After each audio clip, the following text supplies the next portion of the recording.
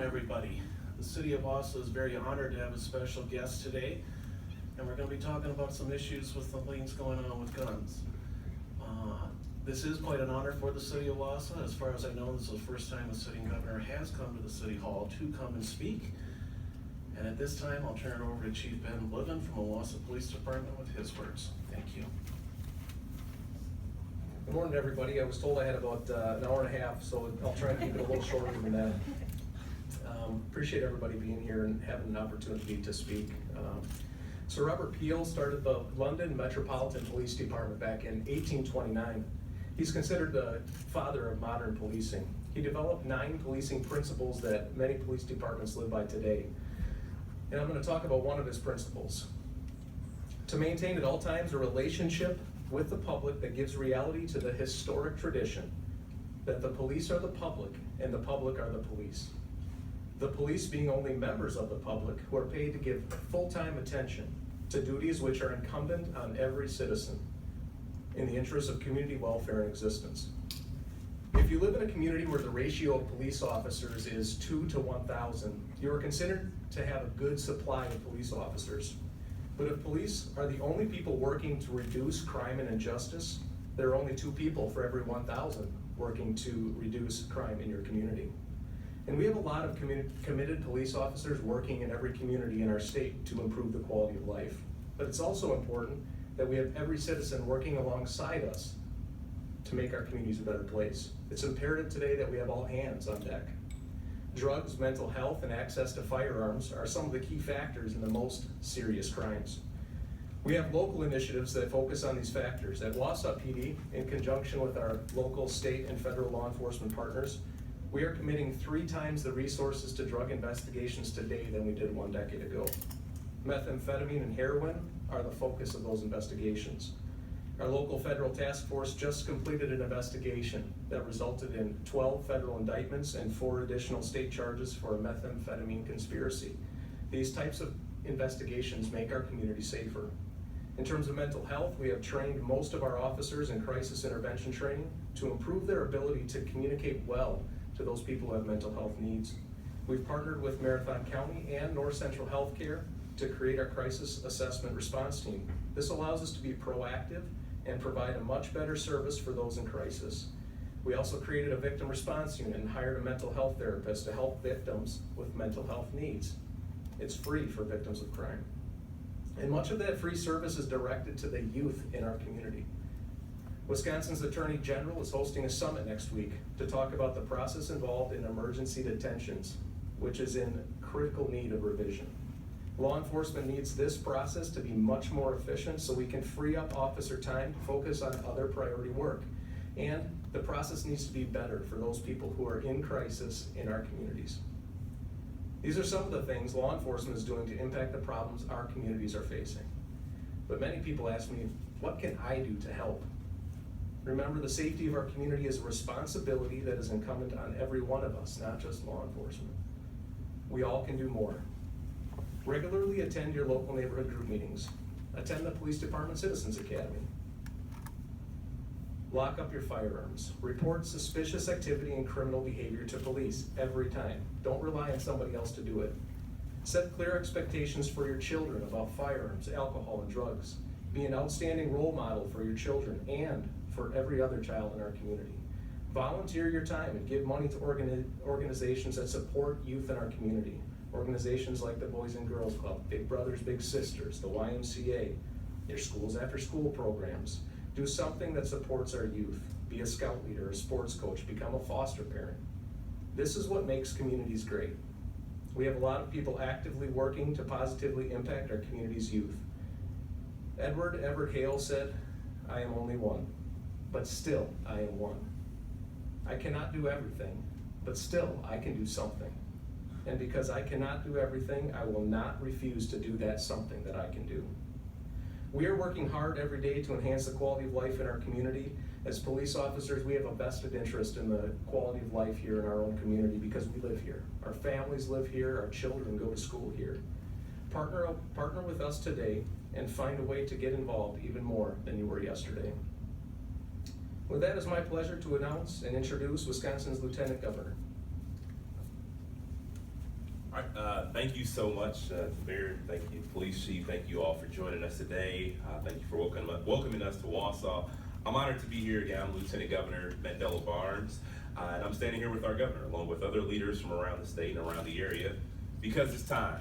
Simply put, it's time for us to stand up for victims of senseless gun violence. It's time for us to realize the devastation of what firearms in the wrong hands can do to our communities. And now more than ever, as it has always been, it's time for us to act. And that's why we're all here in support of Governor Evers taking this monumental step and calling for a special session of the legislature to address gun violence in our state.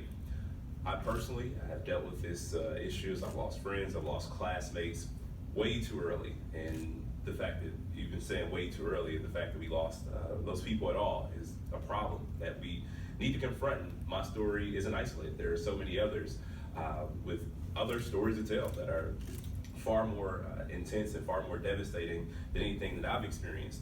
But I do know the pain that it brings to families, the grief that it brings to individuals and entire neighborhoods. And I know that it is felt through far too many communities throughout our state. And the last time we called for red flag legislation, a former colleague of mine, State Senator LaTanya Johnson, gave a very powerful story, recalling just how a few years ago, her own daughter lost 2 friends to gun violence within a few months span. And if you think it's just a city issue or an urban issue, you're wrong. And you think about just a year ago in Appleton, when a man who was out on bond for domestic violence related incident, he was able to buy a gun from an unlicensed seller. And that man went on to kill his wife. And from our previous administration to our current legislature, we unfortunately have too many people who see and read these stories in the news cycle, but still refuse to do anything about the violence that continues to plague our state. In fact, they continue to ignore the fact that we see Black children in Wisconsin who are more likely to die from guns than their white peers, and also more likely to be killed with guns than African American children in any other state in the country. And that ignorance continues, even with 81% of Wisconsinites in favor, including 78% of gun owners in favor of seeing their lawmakers, seeing their policymakers act by implementing universal background checks. This is a simple first step that we can take to making our communities that much safer, because no one deserves to die from a bullet because politicians continue to ignore the plight of so many people amongst us. So once again, we are calling out and calling on the Assembly Speaker Robin Vos and Majority Leader Scott Fitzgerald and all Republicans and every member of our legislature to let them know that the time to get this right is now. It's our responsibility as elected officials to protect everyone in our state from the things that will harm them and cut their lives short. And I stand on my record as a state legislator on gun reform, and I continue to stand as Lieutenant Governor to fight for common sense gun laws that will keep guns out of the wrong hands. And I am also committed, along with our governor, to creating an environment where violence is not the answer, where everyone, regardless of your zip code, can get a family-sustaining job, can go to a great school, and have access to quality and affordable health care. It is long past time that we come together to end the epidemic of senseless gun violence here in the state of Wisconsin and across the country. Only then will we all have communities where every woman, man, and child can have the opportunity to thrive. And with that said, I would like to turn it over to my good friend and our governor, Tony Evers. Thank you.